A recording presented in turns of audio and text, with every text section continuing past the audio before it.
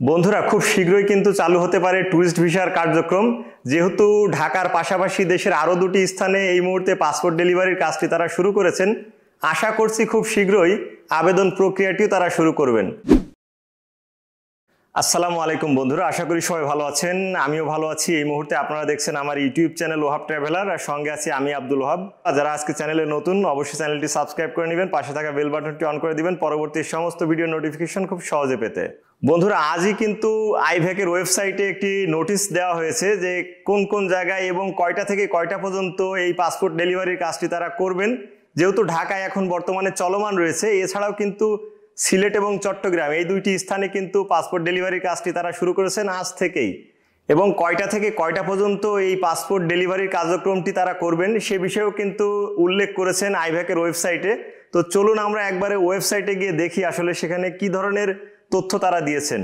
বন্ধুরা এই মুহূর্তে আছি আমরা ভারতীয় অ্যাপ্লিকেশন সেন্টার যে ওয়েবসাইটটি রয়েছে ivackbd.com, সেখানে একটি নোটিশ তারা দিয়েছেন, সর্বশেষ নোটিশ।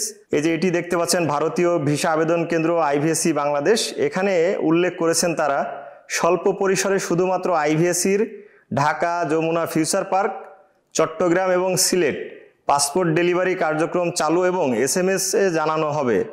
এখানে মূল যে মেসেজটি রয়েছে, সংশোধিত মেসেজ, সেটা হচ্ছে স্বল্প পরিসরে শুধুমাত্র আইভিএসির ঢাকা, যমুনা ফিউচার পার্ক কার্যক্রম চালু। সকল আবেদনকারীকে পাসপোর্ট ডেলিভারির জন্য SMS পাঠানো হবে। শুধুমাত্র পাসপোর্ট গ্রহণের SMS পেয়ে আইভিএসিতে আগমনের জন্য অনুরোধ করা হচ্ছে।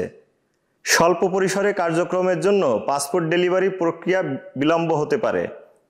আইভিএসির ঢাকা, যমুনা ফিউচার পার্কের সময়সূচি হচ্ছে সকাল 10টা থেকে দুপুর 4টা। আইভিএসি চট্টগ্রামের সময়সূচি হচ্ছে সকাল 10টা থেকে দুপুর 4টা। আইভিএসি সিলেটের সময়সূচি হচ্ছে সকাল 11টা থেকে দুপুর 2টা। আপনার সার্বিক সহযোগিতা কামনা করছি। সংশোধিত নোটিশ হচ্ছে এটি।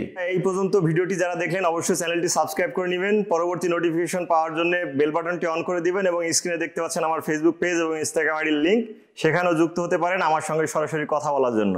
তো বিদায় নিচ্ছে আমি আব্দুল ওহাব। এতক্ষণ আপনারা দেখছিলেন আমার ইউটিউব চ্যানেল ওহাব ট্রাভেলার। ভালো থাকুন, সুস্থ থাকুন, আল্লাহ হাফেজ।